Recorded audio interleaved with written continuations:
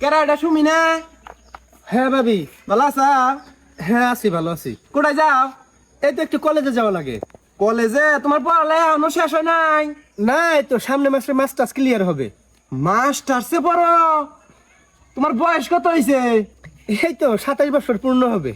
27 বছর? হাই রে high, ma'am আসলে তো কিসের পড়ালেখা গো? হ্যাঁ, মাস্টার্স পরে কি করবা? স্যার কি করবা? তোমার বাতার এই না কামের রোজগার করে খিলাব, তোমার আবার স্যার কি কিসের? এত পড়ালেখা কে? মাস্টার্সে পরে শুনো, গ্রামের মধ্যে একটা কথা আছে কইলে, নারী হয় কুড়িতে বুড়ি, সেই হিসেবে তো তুমি মরার পথে। বিয়ে শাদী করার লাগবো না? বিয়ে করবা না? এই তো মাস্টার্সটা কমপ্লিট করেই করব। আবার মাস্টার্স কমপ্লিট করে বিয়ে? বাস শোনো, তোমার যে অবস্থা, বিয়ে শাদীর আর আশা করন যায় না। তারপরেও ভাবি হিসাবে আমি বুঝি তোমারও তো একটা জৈবন জ্বালা আছে, এ তো না বুঝার কিছু না। তোমার ভাবি হিসাবে তোমার একটা সৎ পরামর্শ দেই, তুমি ওই কলেজে যাও, ইনু যাও, ঘোরাফেরা করো, চোখে চোখে রাখবা। দুই একটা বিয়ে করছে, এবার মদ্দা আছে না, বাচ্চা কাচ্চা দিলে 2-3টা থাকে তাও সমস্যা নাই। এবার একটা মদ্দারে পটাইয়া বিয়ে করো, ফুল পাতা তো জুটবো না তোমার কপালে। এবার তাই বিয়ে করো নাকবো, বুঝো নাই? বুঝছা? এগুলো মাথায় রেখে কথাটা, নাহলে কিন্তু সারা জীবন জৈবন জ্বালা মরবা তুমি। পড়ালেখার সময় কাজে লাগবো না, যতই টিয়া পয়সা কামাই করো, অন্য আর কাজে লাগবো না। ঠিক আছে বুঝো নাই? ভাবি, থাকেন, আমি আসি। ও, জ্ঞানের কথা কইলে তো যাবাই, এখন যাও। বেন নেমে কোনো গের, বেন নেমে বাপের ঘরে উপরে বয়ে বয়ে খায় আর পড়ালেখা মারায়, পড়ালেখা ওরে স্বামী আইনা দিব। বেন নে কোনো গের।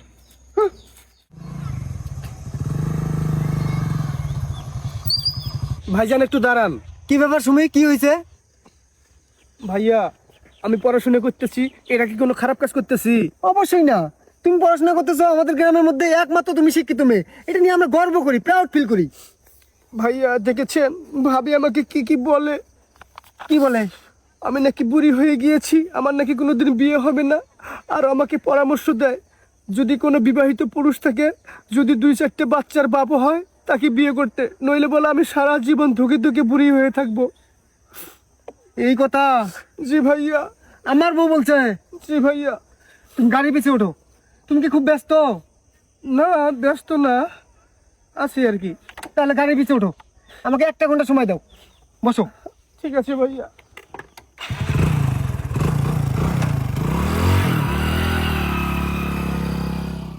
A few moments later.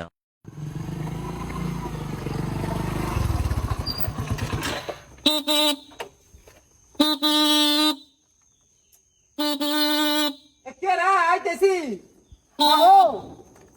বারে নামো। ওরে কেরা, তোমার এই শ্বাসকে? এটা আমার বউ। কি কয়? হ্যাঁ, আমার কপাল পুরছে। এই কিসের তোমার কপাল পড়ছে? এই গোলাম, তোরা আমি এতদিন তো সন্দেহ করি তুই শিখের দাস না, তুই পর গিয়ে করো, আজকে বিয়ে করে নিয়ে আইসাস তুই। এই শুনে কান্দা বন্ধ করো, আমার বরণ করে নিয়ে যাও। তোর বরণ জুতে দিয়ে তুই কারে বিয়ে করে নিয়ে আইসাস দেখি। এই, কই বেন না কেন সুমি, তুমি কে রাতে বিয়ে? তাহলে তুমি সুমির হাতে এতদিন থেকে পর গিয়ে, তাই তো কইলো তুই বিয়ে বস না কে? এই, তুই আমার ভাতারে টার্গেট করে এতদিন থেকে বিয়ে বস না। তুই আমার এই কপালটা পুরো হাইলি সুমি, তুই না একটা শিক্ষিত মেয়ে, আমার এই কপালটা বললি তুই। আল্লাহ গো। এই কথাবার্তা সাবধানে কবা। এ আমার হালাল বউ, বৈধ স্ত্রী। আমি হালাল না, আমি হালাল না রে। তুমিও হালাল। তুমি এই কামটা করা হইলা, আমি স্বপন দেখতেছি। চিমনি মারো চিমনি, ওই গুলাম মারো কাছে থেকে দূরে মারছিস তুই। এই, আমার কোন কপাল বললো গো। তোমার কপাল পড়েনি তো, তুমি নিজের মুখে কইছো যে দ্বিতীয় কোনো স্বামী থাকলে, যেটা পুরুষ বিয়ে করছে, 1-2টা বাচ্চা কাচ্চা আছে, সেরকম একটা পুরুষ দেখে বিয়ে বহ। সুমিকে তুমি কও নাই? হ্যাঁ, এই জন্য সুমিকে আমি বিয়ে করে নিয়ে আসছি। আমি তুমি ভাবি একটা সৎ পরামর্শ দিছি না, তাই বললা তুমি আমার বাতারে বিয়ে করবা? ডাইভোর্স দেওয়ানি আমার কপালটা পুরো না বোন রে। আমি একটা মায়ের সন্তান, তুমিও মায়ের সন্তান গো। আমার স্বামীটা তুমি ভিক্ষা দাও। নারী হইয়া নারীর এই সর্বনাশ কইর না। তোমার মা কেন বন্ধ করো? শোনো, তুমি একটা অশিক্ষিত মহিলা, এটা আমার শিক্ষিত বউ। এ আমাকে ভালোভাবে বুঝবো, সে বুঝবে, অত মূর্খ না। তোমার মতো আবল তাবল বুক পায় না, বুঝছো? যাক তাক জেনে শুনে যেটা সেটা কয় নেও, মুশাক্কেল নাই। বসো। বলেছে সুমি, আমি আমার ভুল হয়েছে, তোমাকে না নাই কইছি। আসলে হিংসা থেকে আমি পড়ালেখা জানি না, তুমি গ্রামের মধ্যে উচ্চ শিক্ষিত হইতেছো, চাকরি করবা, এই জন্য হিংসার জ্বালায় আমি তোমার অন্য কইছি। আসলে আমার এটা মনের কথা না। সুমি, আমার তুমি মাফ করে দাও, আমার স্বামীরা তুমি ডাইভোর্স দাও।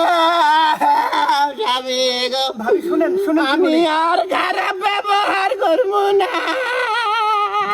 ভাবি ভাবি প্লিজ শুনেন, কান্না বন্ধ করেন। আসলে এটা আমাদের নাটক ছিল।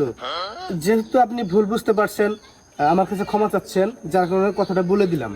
আসলে পড়াশোনা এবং শিক্ষা অর্জন করা এটা সবারই মৌলিক অধিকার। আর এই মৌলিক অধিকারে যদি একটা মেয়ে আরেকটা মেয়ে বাধা দেয়, তাহলে আমরা যাব কোথায়? আর এইভাবে যদি চলতে থাকে, তাহলে দেশ উন্নতি হবে কিভাবে? দেখছো শিক্ষিত মানুষের কথা, মূর্খতা নিকনকার। বই না, আমার আর লজ্জা দিও না।